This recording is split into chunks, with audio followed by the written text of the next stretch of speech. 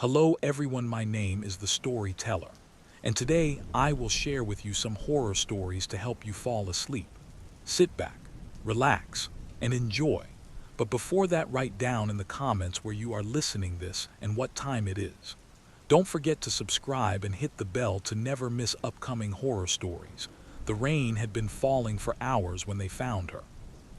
Deputy Ruth Carter held her flashlight high, its weak beam cutting through sheets of water. The abandoned post office loomed in front of her, a crumbling red brick box with weeds sprouting through its foundation. The roof sagged. The windows were dusted with grime and graffiti. The call had come in from a pair of teenagers who had been smoking behind the building. They swore they saw something in the dark. Ruth had expected a raccoon, maybe a stray dog. Instead, she found the body.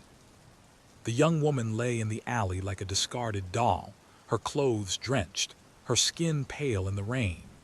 Blood had pooled around her, diluted into pink rivers that ran toward the gutter. But it wasn't the blood that made Ruth stagger back and grip the wall for balance. It was the absence. The woman's head was gone. Sheriff Harold Keene arrived minutes later, his cruiser's headlights carving the darkness. He stepped out without an umbrella, his hat pulled low, rain plastering his gray hair to his forehead. "What have we got?" His voice was steady, but his eyes were sharp, scanning every corner. Ruth swallowed. "You're not gonna like it." Keene crouched beside the body, his face grim. He had seen death before: car wrecks, overdoses, even a stabbing outside the bar. But this was something else. This was precise, cold. The cut was clean, surgical. Whoever had done this wasn't improvising. They knew what they were doing. Keene stood, jaw tight. "Get the perimeter sealed. Nobody in or out. Call the coroner and Ruth." "Yes, Sheriff." "Don't let anyone see this. Not yet. Millstone's not ready." As the rain poured down, Harold Keene stared into the empty space where the woman's face should have been, and felt something he hadn't in 20 years on the job. Fear. The news spread anyway. Millstone was too small to keep secrets, especially bloody ones.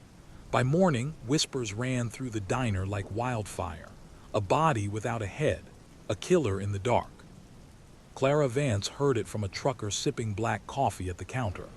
She worked the night shift at the diner, apron stained with grease, her smile a mask she wore for tips. "Cut it clean off, they say," the trucker muttered. "Like it wasn't even there, like someone collected it." Clara shivered and poured more coffee. The trucker didn't notice. He was too busy retelling the story louder, enjoying the gasps it pulled from the booths. In the corner, a man sat alone. He hadn't ordered anything except water. His clothes were plain, his posture too still. He didn't join in the chatter, he just listened. And when Clara passed his table, she noticed the notebook resting by his hand, a sketchbook. On the open page was a drawing of a woman's head.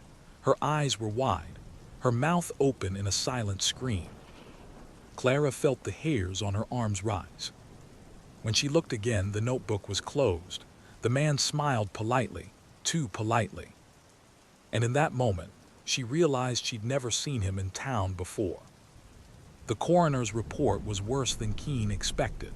The head had been severed with precision, vertebrae separated with practiced skill. The blade had been sharp, honed to a surgeon's edge. This wasn't a crime of passion, this was ritual.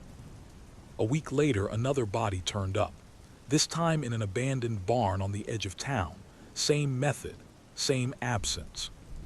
But this time, the killer left something behind. A mirror cracked down the middle, smeared with crimson handprints. The coroner glanced nervously at Keene. "Sheriff, he's not just killing, he's keeping them." Keene's stomach turned. Keeping them for what? The coroner shook his head. Trophies, obsession, maybe worse. That night, Keene dreamed of shelves lined with heads, their glassy eyes following him in the dark. Deputy Ruth Carter spent nights in the office, poring over dates, maps, and notes. She was young, sharp, unyielding, the kind of cop who didn't let fear cloud her judgment. and she saw what Keen had missed. "Look," she said, pointing to the board. "He's striking every 7 days, exactly 7. It's not random, it's ritual." Keen leaned closer, his cigarette smoldering in the ashtray. "What kind of ritual?" "The kind that doesn't stop until it's complete." Keen exhaled smoke and stared at the photographs pinned to the wall. 2 women, 2 missing heads. And the clock was already ticking toward the next 7th day. Clara closed the diner alone at 2 a.m. The rain had stopped, but the night was heavy, pressing in against the neon glow of the sign. She walked the familiar path home, through the alley behind the pharmacy, past the shuttered storefronts, across the cracked pavement. But that night the silence was wrong. Every footstep echoed too loudly. Every shadow seemed to move. She felt eyes on her back. She turned, nothing, just the empty street. She walked faster, heart hammering, keys clenched between her fingers like claws. And when she reached her door, she exhaled with relief. She slid the key into the lock. That was when a gloved hand clamped over her mouth. She woke to the smell of mildew and iron. Shackles bit into her wrists. The floor was concrete, damp beneath her knees. The room was lit by a single hanging bulb, its flicker casting shadows that seemed to crawl. And then she saw them. Shelves, dozens of them. And on each shelf, preserved with grotesque care, were heads. Men, women, young, old, eyes frozen in shock, mouths open mid-scream, faces pale but intact. Clara's stomach heaved. She screamed until her throat burned. From the shadows, a man stepped forward, masked, white, featureless except for 2 black holes where eyes should be. He tilted his head. "Beautiful, aren't they?" His voice was calm, gentle, like he was showing her art in a gallery. Clara's chest heaved. "You're insane." The mask turned toward her. "No, I am preservation." The town was unraveling. Fear hung over Millstone like fog. Parents walked children to school in groups, shopkeepers closed early, and locks sold out in every hardware store. Sheriff Keen doubled patrols, but it didn't matter. Every night the killer seemed to be everywhere and nowhere. The mayor demanded results. The townsfolk demanded answers. But Keen knew the truth. He was losing. And in the silence of his office, staring at photographs of headless corpses, he wondered if Millstone had already been lost before this even began. Evelyn Marsh lived alone on the edge of town, her house wrapped in ivy, her life wrapped in grief.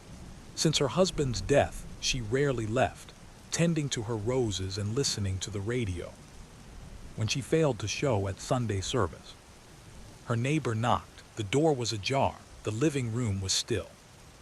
And Evelyn was in her chair, headless, but unlike the others, her head was not missing. It was there, carefully placed on the mantel, staring down at the room with lifeless eyes. Beneath it lay a note, written in neat, deliberate handwriting. "The head holds the soul. I keep what others throw away." Deputy Ruth dug deeper. Records, files, old psychiatric reports buried in courthouse archives. And there it was.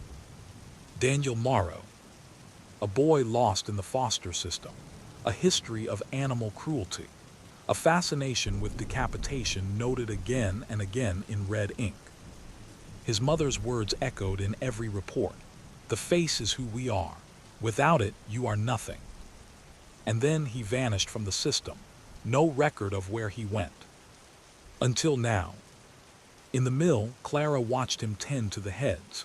He spoke to them softly, brushed their hair, polished their jars as though they were guests at a dinner party. When he touched her cheek, she bit him, hard. He only laughed. "You'll make a fine addition," he whispered. "One of my best. Your eyes, they'll outlast us both." But Clara wasn't broken, not yet. And as she studied the keys dangling from his belt, she began to plan. Lisa Gentry stumbled out of the woods just after dawn, clothes torn, skin pale as parchment. Her legs buckled with every step until she collapsed onto the road outside town, The truck driver who found her nearly screamed. Her throat was stitched crudely, ragged lines crisscrossing her skin where the killer had almost finished. Her head had been half severed before something, luck, distraction, maybe divine mercy, stopped him. She couldn't speak, but her eyes told everything. They were wild, haunted, trapped in an endless scream. Sheriff Keene sat beside her hospital bed that night, watching her tremble in sleep. Her pulse jumped every time the floor creaked. Keene lit a cigarette in the hallway. He'd seen broken people before, but never this broken. The message was clear. The collector could take everything from you and leave you alive to carry the memory. And sometimes that was worse than death. The evidence sat on Keene's desk. A mask carved from wood, painted white, with holes cut for eyes. It had been found at the scene of Lisa's attack. Keene turned it over in his hands. It wasn't random. The mask was cared for, crafted, revered. He showed it to Ruth. She frowned, running her finger over the grooves. It's not just a disguise, it's a symbol, like a priest's collar or a soldier's badge. Keene grunted. You saying he believes in this? Ruth nodded. Believes in it enough to kill for it. And somewhere in the dark, the collector smiled. For every time they touched the mask, they touched a piece of him. Millstone wasn't quiet anymore. News vans clogged Main Street, reporters swarmed the diner, and cameras flashed like lightning. They called him the head collector on every headline. Reporters cornered parents walking children to school. Journalists haunted the courthouse steps. Strangers drove in from neighboring towns just to gawk. The mayor called it unwanted attention, but Keene knew better. It wasn't unwanted, it was invited. The collector was feeding on it. Every night he came to her cell, he never rushed. He sat with her like a friend. Sometimes he asked questions, sometimes he only watched. Clara realized screaming wasn't survival, talking was. So she spoke, she asked about the heads, she asked why. The mask tilted toward her. Because they're the only part that matters. The face carries memory, the eyes, the soul, the head is eternal. She forced herself to nod, to pretend she understood. And for the first time, he touched her gently, like she wasn't prey but chosen. The Harvest Festival had been Millstone's tradition for a century. Families carved pumpkins, children rode the Ferris wheel, and fireworks lit the sky. Sheriff Keene begged the mayor to cancel it. The mayor refused. We can't live in fear, we'll be fine. They weren't. By the end of the night, 3 people vanished. 2 teenagers, a father walking his daughter home. Only one body was ever found, headless, dumped beneath the Ferris wheel. Blood spattered across candy wrappers and pumpkin guts. Millstone would never celebrate again. Ruth stayed late at the courthouse, chasing leads in the archives. Dust choked the air. The light flickered. She almost missed the locked door, buried behind filing cabinets. When she pried it open, her stomach dropped. An entire room of old psychiatric reports. Daniel Morrow, page after page. His obsession documented in red ink. His fixation on decapitation. His mother's influence repeated endlessly. The face is the self. Keep the face, keep the person. The final line was underlined. Patient believes heads contain eternal consciousness. She watched him carefully. He wasn't careful when he was with the heads. He talked to them like friends, adjusting their jars, whispering secrets. And sometimes he left the keys just close enough. One night while he sat in his chair humming softly, Clara's hand slid toward the table. The metal glinted in the bulb's flicker. Her pulse thundered in her ears. She reached, she touched, the keys slid. And then his hand snapped out, gripping her wrist. But instead of rage, he chuckled. You're spirited, good. You'll make a perfect addition. The smell of smoke woke him. Clara had done it. She had broken free and set fire to the shelves. Flames roared through the mill, wood popping, glass shattering as jars burst, spilling smoke and liquid. Heads cracked and blackened, eyes melted in their sockets. But through the blaze, Clara saw him, standing calm in the inferno, mask reflecting orange light. He cradled one head to his chest, rocking it like a child. And as the building collapsed, he didn't run. He walked into the fire. The ruins smoldered for days. When the flames finally died, investigators sifted through the blackened remains. They found bones, skulls, fragments of faces charred beyond recognition. But not his. Never his.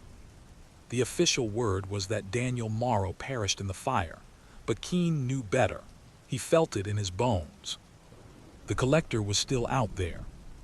She survived, she even escaped, but survival was not living. In her sleep she saw them, the shelves, the jars, the eyes starring. She smelled smoke, blood, and hair burning.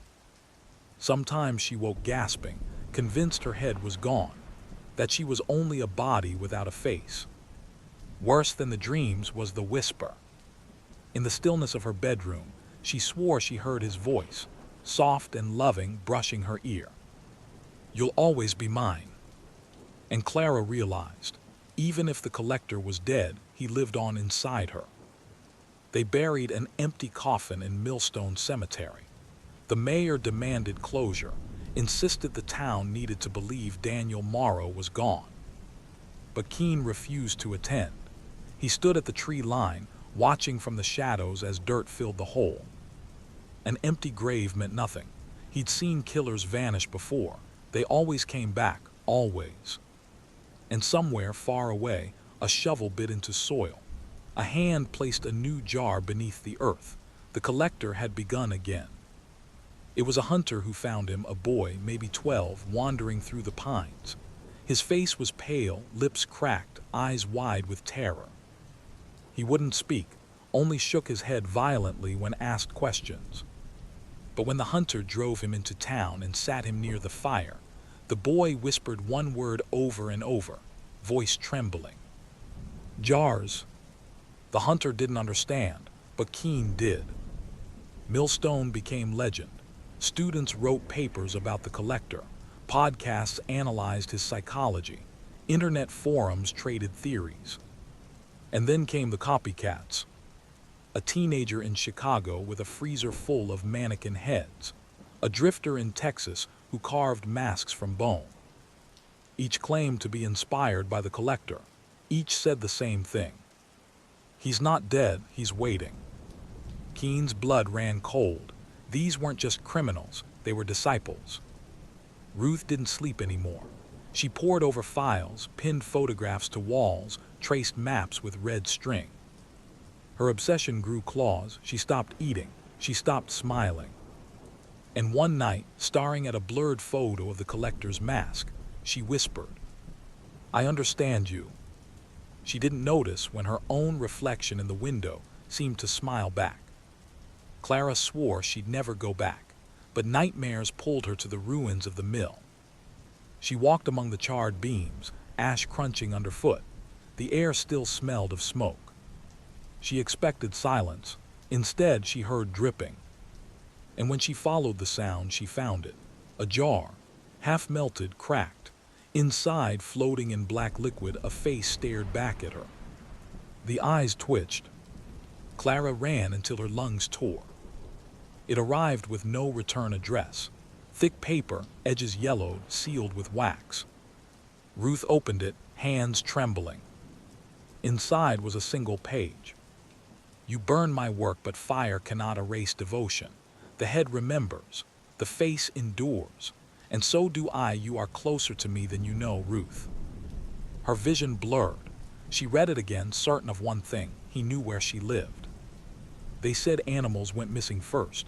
Cats, dogs, then livestock.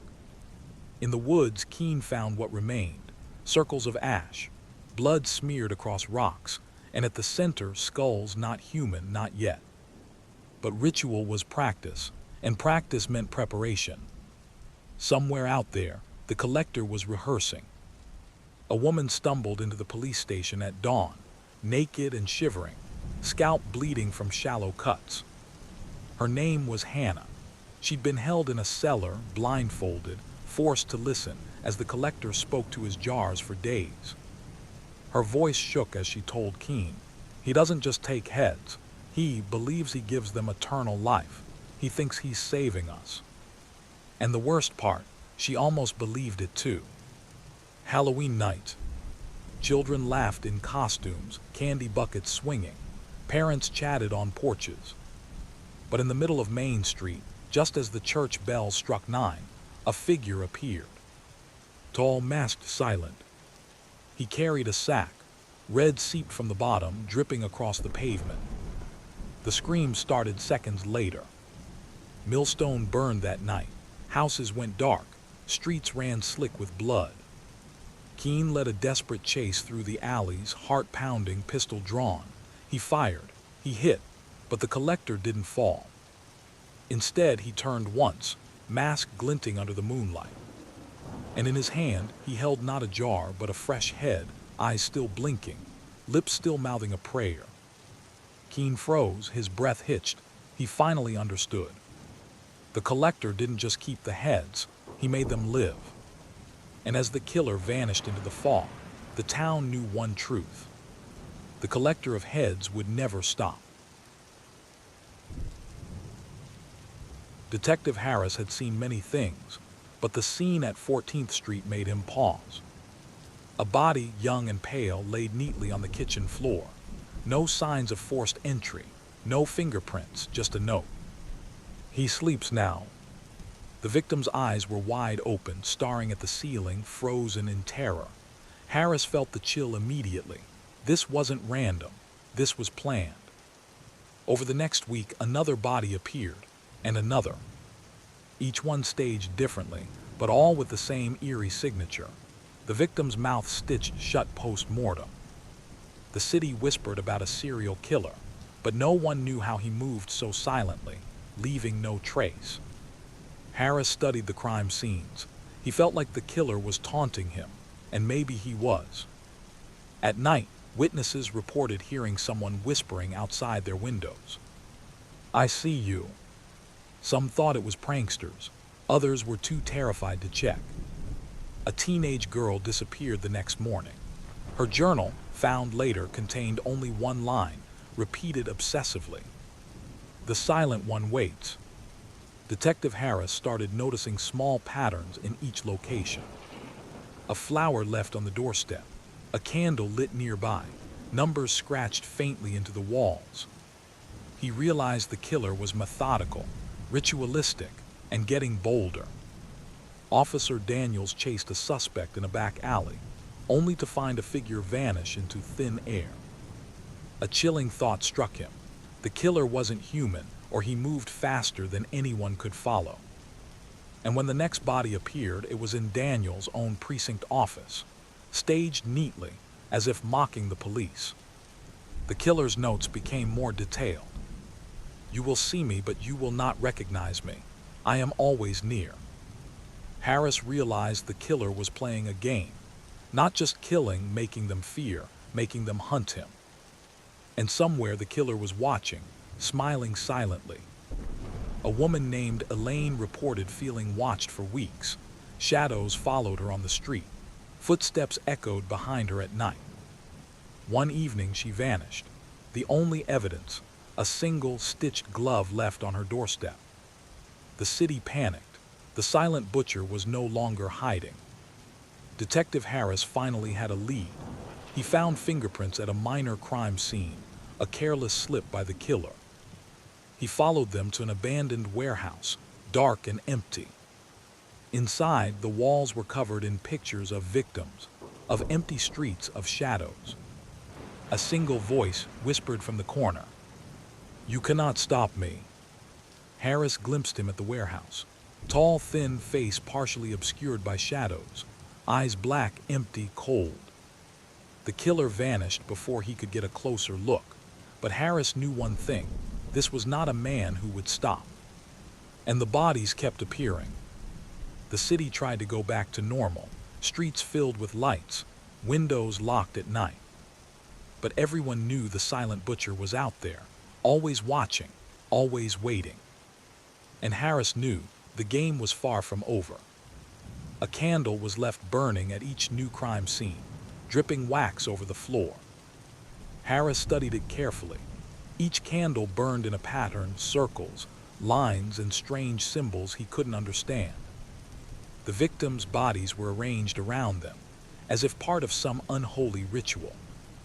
And in the flickering light, Harris could swear he saw movement, shadows that didn't belong to him. Harris discovered a hidden basement in one of the killer's previous residences. The walls were covered with photographs, maps, and strings connecting names. The silent butcher had been planning this for years. He found remnants of past victims, personal items, notes, even clothing. And then he heard it, the faint sound of breathing, slow, methodical, waiting. The killer's signature became more grotesque. Victims' mouths were stitched with crimson thread, perfectly aligned, as if the silent butcher was demanding silence, obedience, or perhaps worship. Harris couldn't shake the image. Every time he closed his eyes, he saw the stitched faces. The silent butcher's message was clear: speak, and you die. Harris began noticing strange footsteps following him during his nightly patrols. They never matched his pace, never sounded the same. Sometimes they disappeared entirely, only to return when he slowed down. He realized the silent butcher was inside the city, inside the shadows, and possibly inside the minds of everyone he passed. A note appeared at the precinct, written in messy, sharp handwriting. "You will never catch me. I am where you fear to look." Harris felt the weight of it. The killer was taunting them now, daring them to try. He knew the next murder would happen tonight, and it did. A young woman vanished from her apartment. Her neighbors reported seeing a figure outside her window. Tall, black coat, pale face, eyes void of life. The window was locked, no signs of forced entry. Harris stared at the frame for hours, trying to imagine how anyone could appear and disappear like that. The silent butcher wasn't human, not entirely. Children and teenagers started reporting strange noises, whispers, shuffling steps, faint cries. One girl described a shadow that came through the walls. A boy claimed he saw a figure floating down the street.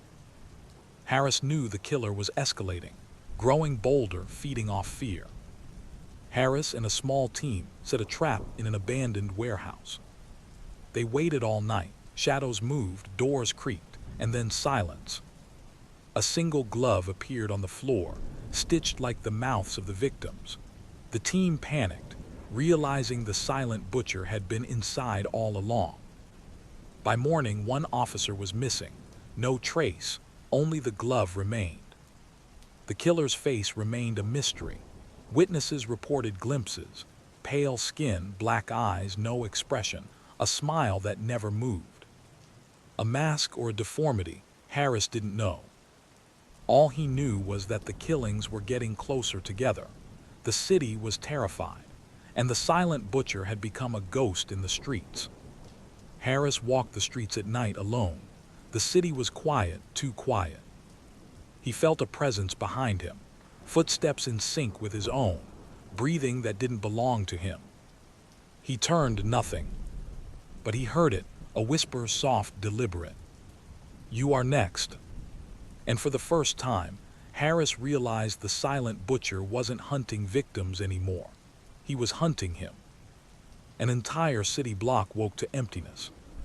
Houses abandoned, doors wide open, toys left scattered in the street. No sounds of life, only the faint, metallic whisper of stitching. Harris arrived to investigate. Every home had a note. Silent sleep is best. He realized with horror the silent butcher didn't just kill, he erased. In an old, abandoned building, Harris found a wall covered with scratches, tiny handprints, names etched in jagged lines. He pressed his hand to the wall. For a moment, he felt cold fingers press back. The city whispered of ghosts. Harris knew the truth. The silent butcher's victims lingered, tethered to his will, their voices haunting every street. The killer finally struck in public. During a city festival, Families screamed as shadows moved among the crowd. Children disappeared in plain sight. Witnesses reported seeing a tall figure, grinning, black eyes, stitching tools in hand. The killer didn't run. He didn't need to. People fled, leaving him space to work. By nightfall, 3 more were gone. Harris mapped every crime. The killings weren't random.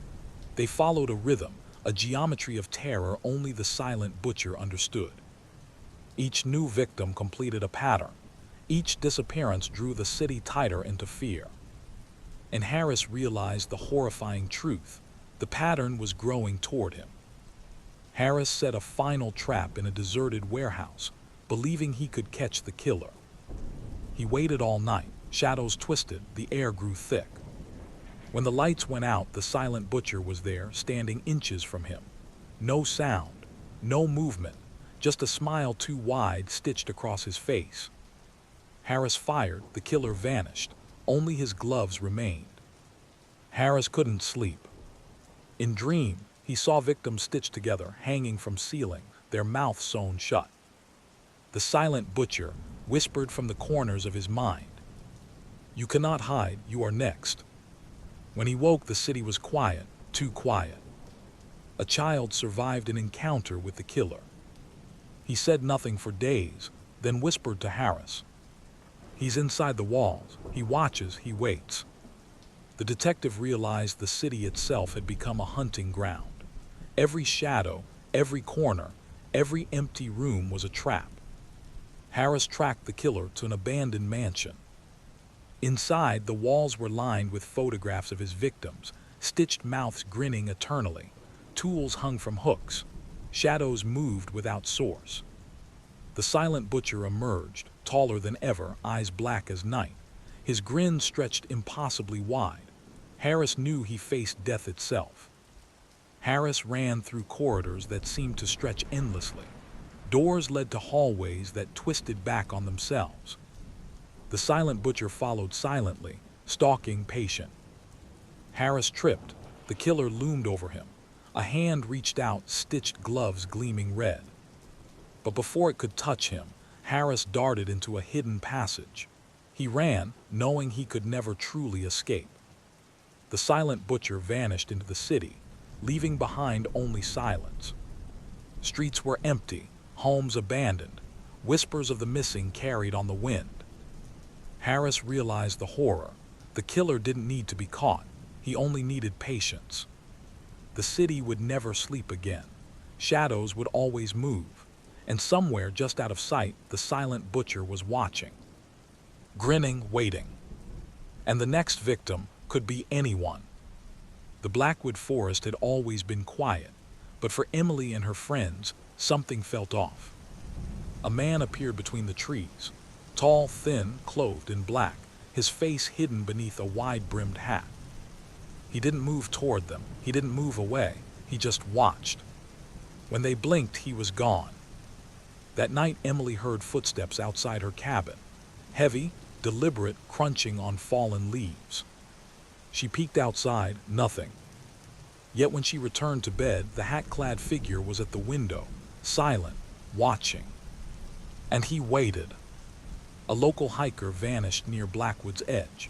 Search parties found his abandoned backpack, but no trail led away from the trees. Some claimed they saw the same man, silently following them from a distance, disappearing when approached. Blackwood's legend was no longer just a story. Emily found strange symbols carved into the trees along the trail.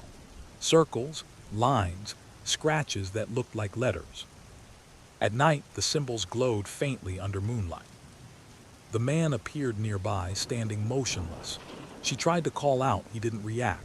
She tried to approach, he vanished. The symbols seemed to follow her every step.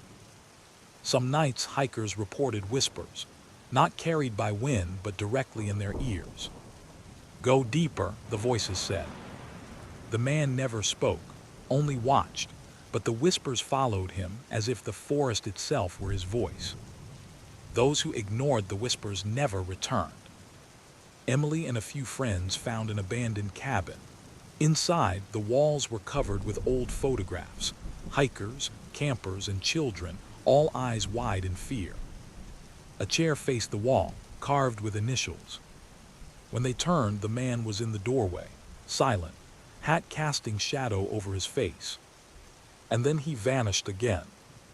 A thick fog rolled through Blackwood, swallowing trails, cabins, and the sunlight. Emily felt the man's presence behind her, though she couldn't see him. The fog carried whispers, faint but insistent. Come closer or stay forever. She ran, but the trees seemed endless. A local dog vanished. No barking, no struggle, just a faint trail leading into the deepest part of the forest. They followed it and saw him, the man, standing in the mist, watching. When they tried to approach, he melted into the fog, leaving behind only a chill and the sense of being hunted. Campers began seeing eyes, countless, glowing faintly in the trees. Emily realized the man wasn't alone. The forest seemed alive, eyes following, always aware. And always, somewhere, the man was watching, blending into shadows, never moving, never speaking, just waiting. One night, a scream echoed through Blackwood. Emily ran toward it and found a friend missing, only a torn jacket left behind. The man was there, barely visible through the fog, hat low, face shadowed. He didn't touch her, he didn't speak, but the fear was enough. She realized the truth. He didn't need to chase. The forest did it for him. Emily tried to map her path out of the forest, but every trail led back to where she started. Branches scratched at her face, roots tripped her, and the whispering voices grew louder. Through the fog, she saw him, the man in black, standing perfectly still.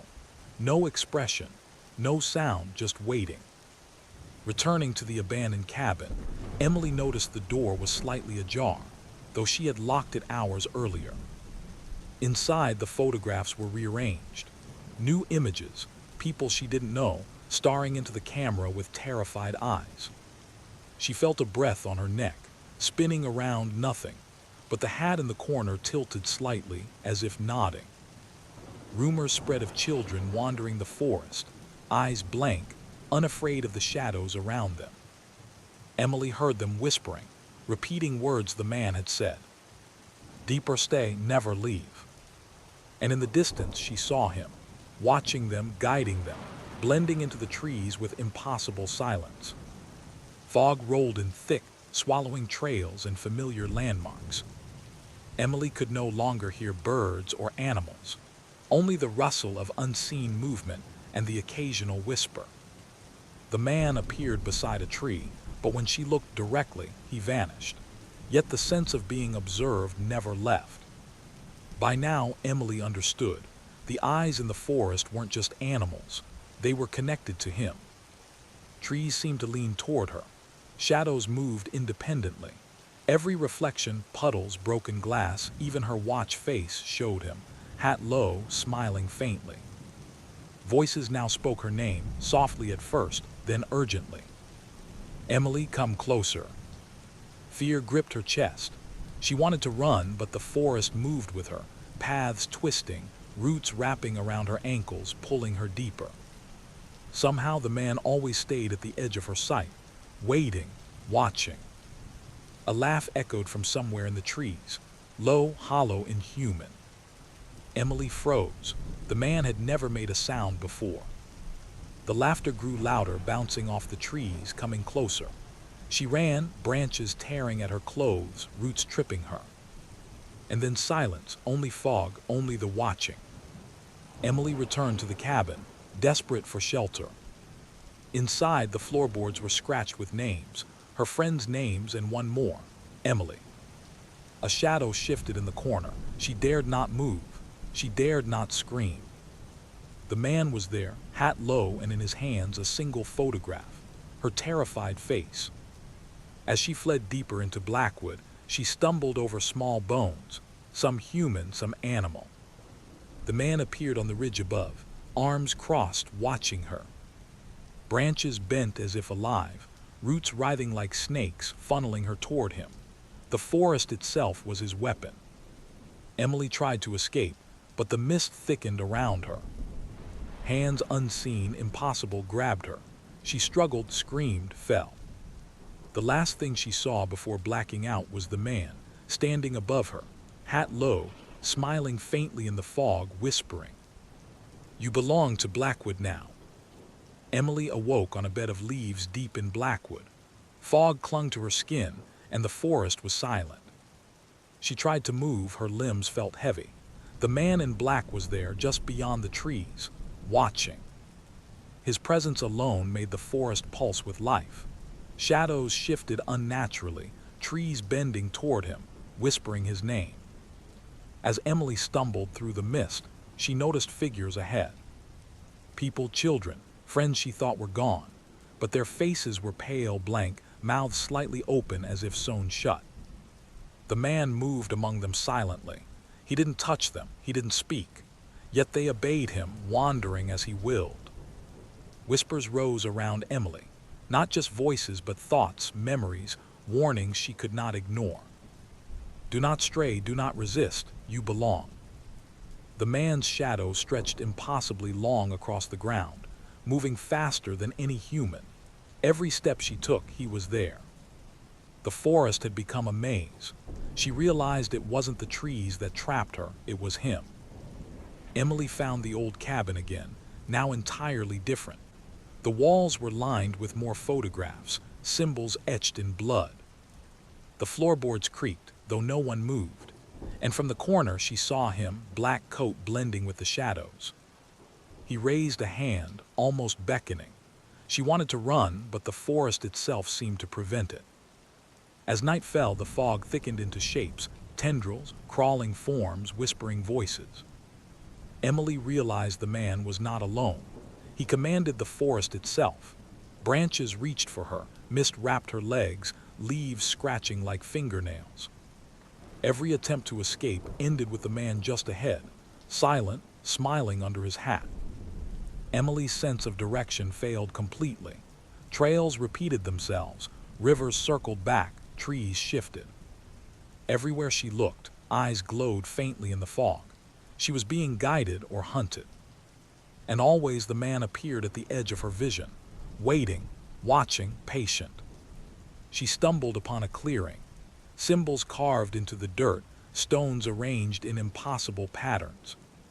In the center stood the man, holding a small, dark figure, a child alive but eerily still. The whispers rose into a chant.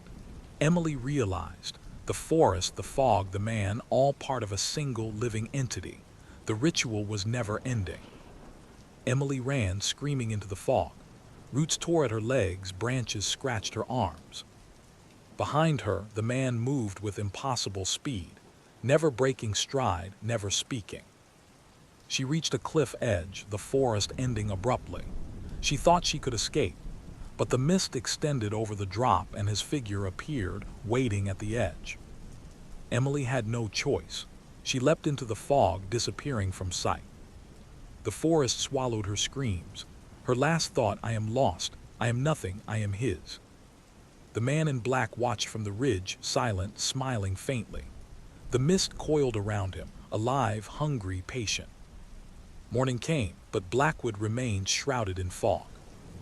Those who ventured near reported whispers, shadows moving unnaturally, eyes in the trees. The man in black was never seen, but everyone knew he was there, watching, waiting. The forest was his. And someday he would claim again. The legend of the Watcher in Blackwood was real and eternal. The children of Greywick always played until sunset. Their laughter echoed through the rusted swings and cracked slides of the old playground at the edge of town. But when the sun dipped too low and the shadows grew long, the mothers called them in with voices sharp with fear. Because everyone in Greywick knew the stories. The Hollow One came out when it was dark. And that night, as the streetlights flickered, a little boy named Thomas lingered too long at the merry-go-round. He heard it before he saw it, a low, hollow whistle, like wind through a grave. When the shadows reached for him, he didn't scream. By morning, Thomas was gone. His bicycle was found on the curb, wheels still spinning when the first neighbor walked by. Within hours, his face was on posters taped to lampposts, storefronts, and the school bulletin board. But the posters didn't stay up long. By the second night, they were shredded, torn as if by claws. Only the photograph remained, drifting across the street in the cold wind, eyes starring. Graywick had old pipes, iron tunnels beneath the town that groaned whenever it rained. A janitor heard noises there one night, not water, not rats, but children's voices, giggles, whispers. He went down with a flashlight. They found his body days later, washed up near the creek, face pale, chest hollow as though something had sucked the life out of him. His flashlight was never recovered. Clara and Megan dared each other to stay up past midnight. The two girls whispered under blankets, flashlights in hand, listening for the sound of their parents snoring down the hall. At 12:03, the scratching began. It came from the window, slow at first, then faster, like nails dragging across the glass. When Clara dared to peek, she saw nothing, just the streetlight outside. But the scratches formed words across the pane. "Let me in." They began to see it, at first only in glimpses, a shadow leaning against a lamppost, a crooked figure standing at the edge of the woods. The hollow one was tall, too tall, its limbs too long, its head tilted unnaturally like a doll. And when the children described it, their voices dropped to whispers. "It doesn't have a face," they said. "Just a hollow where one should be." The children made rules. They whispered them in schoolyards, carved them into desks, scribbled them on bathroom stalls. Don't stay out after dark. Don't look it in the face. Don't answer when it calls your name. But kids break rules. And when Megan went missing after chasing her dog into the street at midnight, everyone knew she hadn't broken one. The hollow one had broken in. The mothers gathered in the church basement, candles flickering against the stone. They spoke of old legends passed down like curses. They told stories of the hollow one, of how it had haunted Graywick for generations. Some said it was a punishment, a creature born from the sins of the town's founders. Others swore it was older than the woods themselves. But all agreed on one truth. The hollow one always wanted children. School was canceled for a week. The children were told to stay home, to never walk alone. But boredom breeds disobedience. 3 boys wandered into the cornfield just outside Graywick. They laughed, shoved each other, dared each other to walk deeper. The laughter stopped when they saw the eyes. Rows and rows of glowing holes stared from between the stalks, hollow and endless. Only one boy came back. His hair turned white before dawn. At night, parents heard children crying in their sleep. Soft whispers, words they couldn't understand. But when they leaned closer, the whispers changed into voices they knew. Dead voices. Megan's, Thomas's, even the janitor. The hollow one had stolen their voices, too. And now it used them. Desperation drives people mad. The mothers returned to the church basement, and this time they didn't just talk. They made a pact older than the town itself. If they could not stop the hollow one, they would feed it. One mother left her baby on the church steps that night, wrapped in a blue blanket. The hollow one came at midnight. The crying stopped, and the town slept through the silence. By morning, the street where the baby had been left was empty. Shadows clung to the corners of every building. The streetlights flickered as if struggling to stay alive. The neighbors whispered, but no one had seen anything. Except for one man. Old Mr. Pritchard, who lived at the far end of the street, swore he saw a tall figure crouched over the steps. Its face was empty, hollow, its hands unnervingly long, and the baby gone. Children began to disappear while their parents slept. No cries, no footsteps, no signs. Ruth Carter, a mother herself, noticed her daughter walking in the hall one night. Her eyes were wide, unblinking. She whispered something no child should. "It's calling me." Ruth grabbed her daughter. shook her awake and never slept again. The woods surrounding Greywick became no-go zones. Trees seemed to twist unnaturally. Shadows moved against the wind. One boy, Henry, claimed he saw hundreds of eyes watching him through the trees. They blinked in unison, following his every step. The adults didn't believe him until he disappeared. The abandoned playground was no longer safe. Swing chains swayed without wind. Slides gleamed wet in moonlight. Children whispered that the Hollow One would sit there, silent, waiting. And one night it did. Little Sophie Martin went missing while her friends screamed in terror. The swing stopped swinging, as if the monster had taken her weight. The town received letters, written in jagged, childish handwriting.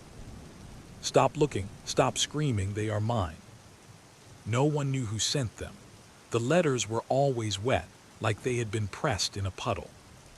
But the Hollow One didn't need letters. It was already everywhere. The mothers tried to fight back. They left food, toys, and blankets as bait, hopping to catch the creature. Only one trap worked, but not in the way they expected. A little girl walked into the forest, drawn by something she couldn't resist. The trap closed behind her. Silence. The mothers ran in, but the Hollow One had vanished, leaving the girl untouched except for her voice. She could only whisper in hollow tones, repeating, "It's hungry." Ruth followed footprints, strange and elongated, into the woods. They led her to a cave, hidden behind thick ivy and rotten leaves. Inside, the walls were lined with drawings, children's faces, twisted into hollow-eyed caricatures. Dolls hung from strings, cracked and smiling. And in the center of the lair, a shallow pit held shadows, shadows that moved like they had life. Ruth realized with a chill that the Hollow One didn't just take children, it became them. Greywick slept fitfully. Children cried out in terror at midnight. Parents woke to find empty beds, clothing left behind, but no one inside. Ruth began to hear it too, whispers beneath her floorboards. Coming through the vents, low and melodic, repeating, "I am coming for you." No one knew if the Hollow One was inside the house or inside their minds. Armed with torches and courage, the townsfolk tried to corner it. The Hollow One moved faster than they could see. Limbs stretched impossibly. Voices of lost children echoed in the air, confusing them, pulling them apart. One mother ran, torch in hand, only to find herself standing alone in the playground. All the children she had brought were gone. The Hollow One had taken them, leaving only silence. A thick fog rolled into Greywick. It wasn't natural. It carried whispers, carrying the names of every child. People stayed indoors, shuttered their windows, prayed. But the Hollow One didn't stop. It moved through the fog like smoke, watching, waiting. And somewhere in the depths of the mist, the eyes of the Hollow One blinked, and another child disappeared. Greywick held its annual autumn parade, but only the bravest families came. Others stayed behind, shutters closed, doors locked. The parade started normally. Floats decorated with orange and black, children waving candy to the crowd. Then the Hollow One appeared, tall and silent, stepping from the edge of the woods. Shadows bent unnaturally around it. Children's laughter turned to screams. Those in the front vanished in a blink, leaving empty space where they had been. Parents tried to chase, but the Hollow One melted into the crowd like mist. By nightfall, dozens of children were missing. In dreams, the survivors heard it. The Hollow One whispered their names. Clara, it called, Henry, Sophie. And then the whispers became words they could not resist. "Come to me, join me, live forever." Those who obeyed never returned. Those who resisted woke with scratches along their arms, symbols burned into their skin. The Hollow One's voice became a permanent part of Greywick. One mother, Marjorie Kane, decided to fight. Armed with silver knives and iron chains, she stalked the woods. She found its lair, a clearing filled with hollow-eyed dolls and torn clothes. A fog hung low, glowing faintly in moonlight. She screamed at the hollow one. It emerged, limbs stretching impossibly, head tilting inhumanly, its eyes empty, yet somehow aware, fixed on her. She attacked, stabbing at the fog. The hollow one dissolved and reformed behind her. She barely escaped with her life, scarred but alive. Entire streets woke to empty homes, beds stripped of sheets, toys missing, doors wide open, swinging in the wind. No footprints, no trace. The hollow one didn't leave evidence, only absence. And in the night, faint laughter carried over the wind. Not human, not fully alive. School reopened, but fear lingered. Children whispered at desks, teachers shivered. One morning the bell rang, empty halls, windows shattered. The hollow one had taken them all during the night. The town realized the creature didn't just hunt, it claimed. Greywick itself was a cage. It became cleverer. Children began disappearing without sound, drawn by toys, sweets, or soft music. Parents hid them, but the hollow one was always 2 steps ahead. And those it took, it didn't just vanish. They returned at night, hollow-eyed and pale, whispering for their friends to join them. On the night of the blood moon, Greywick's adults made a desperate plan. They surrounded the woods with torches, chanting old wards whispered by the elders. The hollow one emerged, towering, faceless, limbs bending impossibly. It moved like smoke, unstoppable. The wards flared but could not bind it. Children screamed as it dissolved into the fog, slipping through every barrier. Clara, older now, faced the hollow one in the abandoned playground. Torches in hand, she circled it. "You won't take another," she yelled. The hollow one tilted its head. Its hollow eyes seemed to pierce her soul. She swung the torch, igniting the playground's dry leaves. Flames roared. The hollow one recoiled, but it was not destroyed. It emerged from the smoke, dragging the children it had already taken. Clara realized the truth. It couldn't be killed, only delayed. The next morning, Greywick woke to silence. The fog lingered, curling along the streets. No children returned. Parents wandered aimlessly. The town had been hollowed out, leaving only adults too afraid to move.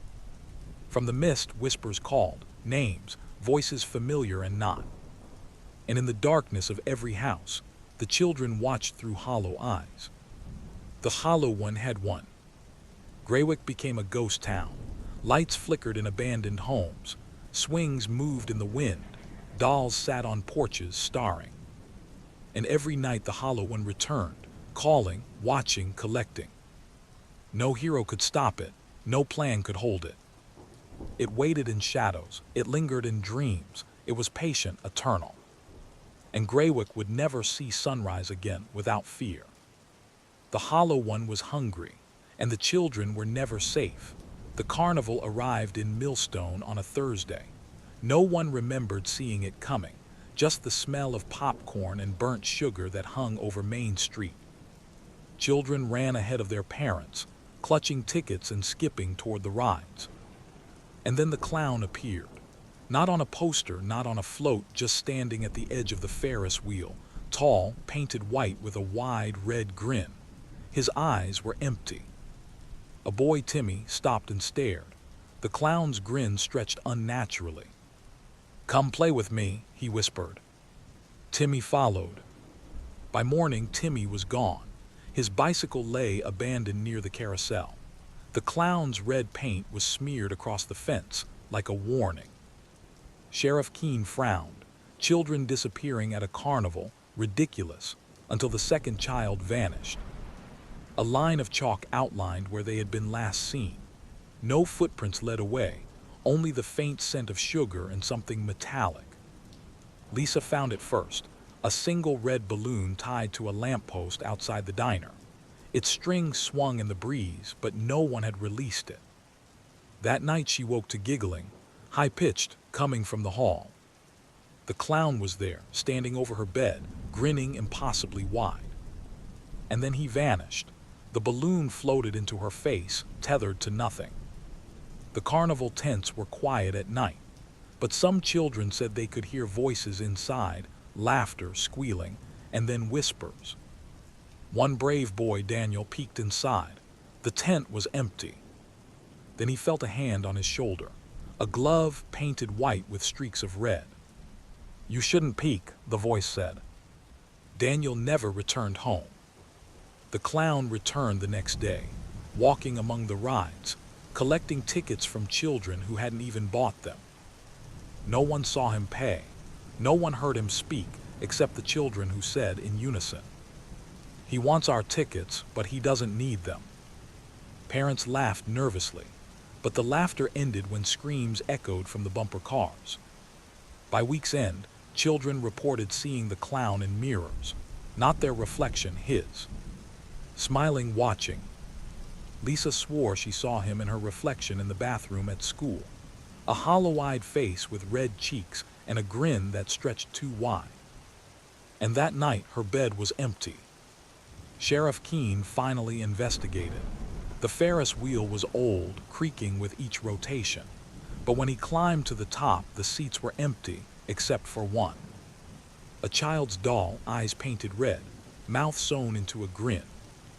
The clown appeared behind him, silent, smiling. Keene's heart froze. The doll's eyes seemed to blink. Children's faces appeared on posters, not advertising the carnival, but smeared with something red, something sticky. "Join me," they read. The town panicked. Parents kept their children inside. But at night, the clown prowled the streets. He didn't knock or ring bells. He simply stood outside windows, grinning, waiting. One abandoned house became his lair. Laughter echoed from broken windows. Children's toys scattered on the floor, some still warm, some torn apart. Sheriff Keene tried to enter, but the clown never let him get close. Every time the door opened, the room was empty, yet filled with whispers. "You can't catch me, I'm everywhere." Parents tried to set traps, nets, cages, bright lights. The clown smiled at every attempt. He moved too fast, disappearing before anyone could see him. And in the morning, the traps were filled with red balloons and small, bloodied toys. The message was clear: he was watching, and he was hungry. At night, the carnival tents shifted in ways that didn't make sense. Shadows stretched too long, danced without wind, and sometimes disappeared entirely. Children who wandered too close spoke of being followed. A tall figure with white makeup and red lips, always just behind them, never speaking. When they turned, no one was there, but the giggling lingered. One evening, the clown appeared in the diner. No one saw him enter. He sat in a corner, silent, watching the children eat. When a waitress approached, he grinned. She froze. His teeth seemed sharper than human, his eyes empty yet aware. A plate of spaghetti slid across the floor, moving toward the clown on its own. The waitress screamed. The clown disappeared. Mirrors became portals. Children would stare and see the clown behind them, but when they spun around, nothing was there. Mia, 7 years old, was found kneeling in front of a mirror, whispering, "He wants me to stay." By morning, she was gone. Her reflection remained, grinning red and wide. Sheriff Keene returned to the Ferris wheel with a flashlight. He climbed the creaking metal stairs. Each seat was empty until the top. A seat held a child-shaped shadow, but when Keene reached out, it was hollow, nothing inside, and the clown's grin stretched across the metal bars. The wheel spun faster. Keene stumbled, heart pounding. By the time he reached the bottom, the seat was empty, and the laughter echoed into the night. Cotton candy stands were raided. Pink, sticky threads turned red. Parents tried to warn their children, but the clown was already among them. He never touched anyone. He didn't need to. Just being near him made the children follow, hypnotized, wide-eyed, smiling too big. By the next morning, 3 more were gone. Only cotton candy sticks remained. Millstone streets emptied at dusk. Windows shuttered, doors locked, but still the clown prowled. Children reported hearing his laughter coming from alleys that had no lights, streets that didn't exist, even their own bedrooms. Parents began keeping rifles by their beds. It didn't matter. The clown didn't follow the rules of the physical world. Balloons appeared tied to mailboxes, fences, swings. Red balloons floating in the wind with no strings attached. A child reached for one and disappeared. The string fell to the ground, still swaying as if held by invisible hands. The town realized something horrifying. The clown didn't just take children, he used them, turned them into bait. Parents tried to lure him with lights, sounds, and even traps filled with dolls. One night the clown appeared at the trap, smiling. The dolls screamed in their hollow voices, echoing into the fog. He vanished in a swirl of mist, leaving a trail of red paint and giggling in every direction. Rumors spread. The carnival wasn't stationary. It moved without trucks or trailers, vanishing at dawn and appearing in new towns overnight. Families who thought they had escaped Millstone awoke to the smell of popcorn. The laughter returned. The clown was patient. He would never stop. Sheriff Keene discovered something horrifying. The Ferris wheel was hollow. A tunnel ran beneath it, carved into the earth, filled with dolls, discarded toys, and children-shaped shadows. He realized the clown wasn't just a predator, he was a collector. He had been preparing, building, and waiting. And somewhere in that darkness, the children screamed, alive but not alive, and the clown's red smile gleamed above them. The carnival held a parade at midnight. Only the brave watched, torches shaking in their hands. Children laughed and waved, but some faces seemed hollow, eyes glassy, smiles too wide. The clown appeared at the center float, towering, limbs bending unnaturally. He waved, and children followed him into the fog, vanishing one by one. The parade ended silently. Only the torchlight flickered. Children who returned to their homes stared into mirrors and saw the clown behind them. It never spoke. Its grin stretched impossibly wide. Some touched their reflections and disappeared. Some parents swore they saw the clown standing silently behind the mirrors, waiting. The reflection was no longer a reflection. It was a doorway. Red balloons filled every corner of Millstone. Streets, playgrounds, rooftops. One night, a boy reached for a balloon and the clown emerged, taller than ever, stretching into the mist. He held the boy's hand and vanished, leaving the balloon in its place. It floated slowly down Main Street, a warning to anyone who dared follow. The Ferris wheel creaked at night. Sheriff Keene climbed its stairs, desperate. At the top, seats were filled with shadows. Dolls hung from chains, crying hollow voices. The clown appeared behind him, grinning red, and Keene realized too late. He had walked into the trap. When he fell, he didn't land. He vanished. Only his flashlight remained, swinging over the empty seat below. Children no longer went missing one by one. They followed the clown willingly, hypnotized by his laughter and his grin. Parents watched from windows as their children stepped into the fog. By morning, the streets were empty. Houses were silent. Only laughter remained. Inside the old, hidden tunnels beneath the Ferris wheel, the clown kept his collection. Children sat quietly, smiles painted on their faces, eyes hollow. Toys surrounded them. Dolls mirrored them. Shadows moved with their movements. The clown watched, ever patient, ever hungry.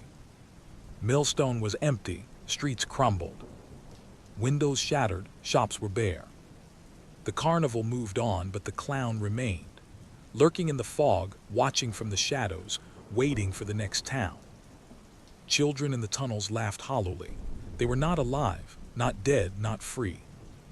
A group of brave parents tried one final attack. Torches, knives, chains. The clown appeared, taller, limbs bending impossibly. He didn't move fast, they couldn't hit him.